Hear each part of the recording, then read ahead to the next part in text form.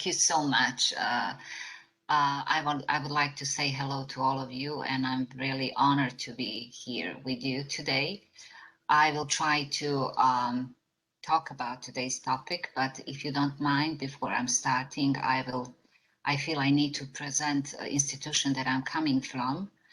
Okay, so I'm coming from International University of Sarajevo, and I'm Assistant Director of iOS Lifelong Learning Center. About iOS, we are founded in 2003. We are a fairly young institution, and we are still one of the largest educational projects in the area of Western Balkans. We focus on a modern higher education model, and we have a staff, qualified staff from all over the world. And I have to say that we have also students from all over the world. We would like to say for ourselves that we have very friendly environment, positive work atmosphere, and security and freedom.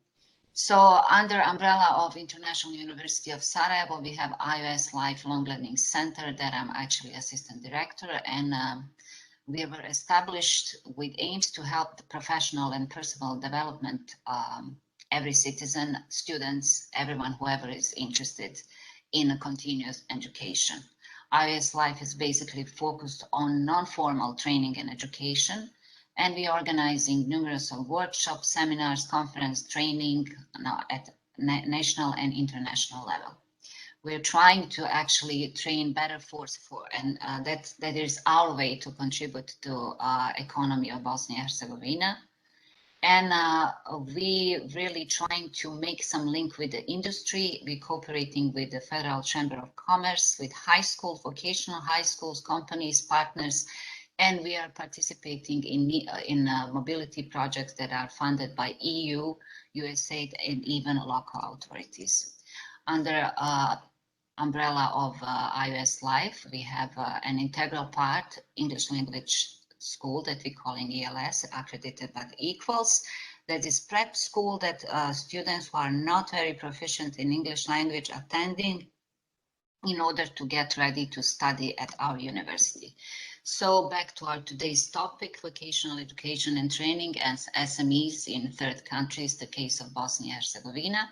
I will try to give you just a brief insight that Bosnia and Herzegovina has been a potential candidate for European Union since 2003.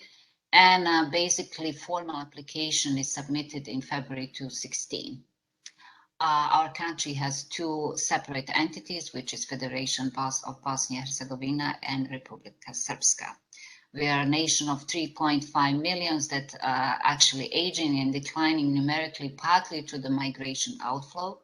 The country experienced significant brain drain with highly skilled individuals seeking better jobs, mostly in Western Europe, and I have to say Germany is a dream country for young people and basically all generation in Bosnia.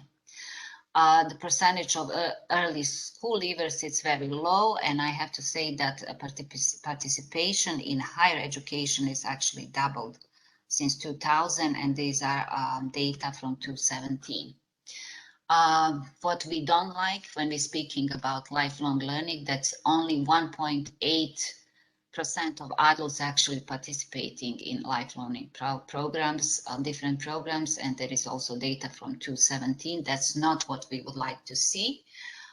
Majority of population in our countries finishing primary, secondary education, and approximately 3/4 of upper secondary school students are involved in vet schools. High unemployment rate.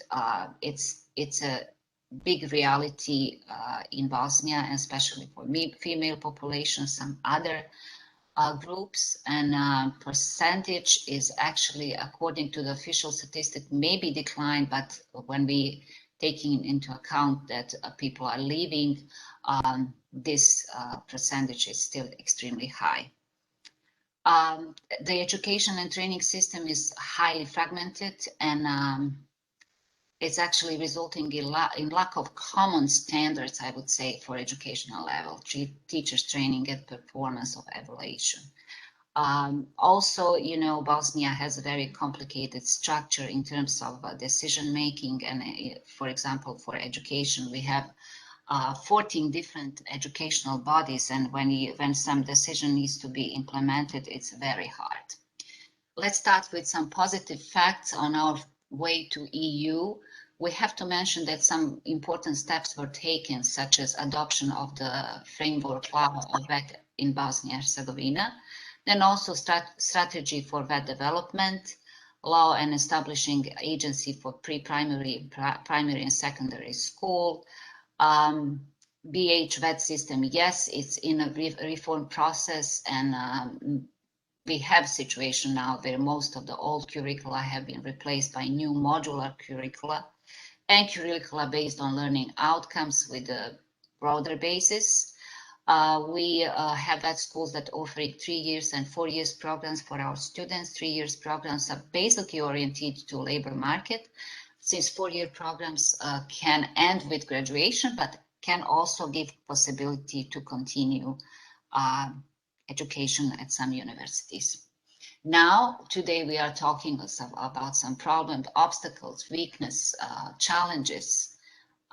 In our country, the gap between labor market and education system, it's really big. SMEs need the workforces with developed skills, but they do not have attractive salaries, and that's why one of the reasons why we have young people, they're saying, I'm going to Germany to try to find better job. Lack of SMEs interest in participating in creation of educational programs. That's also one of the problems, I would say. SMEs do not want to invest in training or professional development or workers, because what we have as an answer from them now, they said if we investing in them, they will be going very soon to Western Europe and try to find a job there. We have also lack of communication between schools and local SMEs. We have weak engagement of Chamber of Commerce. We have, of course, some exceptions. They're doing very well. But in general, weak engagement in connecting education and industry. Also, we have a slight problem with non-formal and informal education. Some issue needs to be still clarified. As I mentioned, we started with some positive things, but there is a lot of problems, and that's something that will be need to be discussed and solved at all levels, because education is really not a problem just for the kids and parents. That is something that we all need to worry about. But at the end of this presentation, I would like to say, since I'm in position that I'm working with a lot of young people, especially during the mobility programs under umbrella of the European Union, I see young generation, very talented, very creative, very smart, and many of them really breaking down those stereotypes that just students with the low grades can go to vocational schools because they cannot achieve levels of university students. That's not true. But I also have to mention that working with them, today kids are very good with Instagram and all social media, but that's not enough. Some of them still, they don't know some basic business communication or even just present themselves. So a lot of work needs to be done in the schools. Also, one problem that I'm facing, that I'm seeing working with the schools in Bosnia and Herzegovina, it's just a lack of training for the teachers, no professional development for them, outdated equipment in the schools, new equipment usually coming from the fund of EU. Some schools they didn't have opportunity to be part of some program or some project. So on and so forth. A lot of problems, a lot of work needs to be done, but I would like to finish my presentation because I know we have other colleagues waiting. If you have some question, I'm here to answer. I will be glad. And once again, I'm sorry because of a problem with the presenting video. I don't know what happened.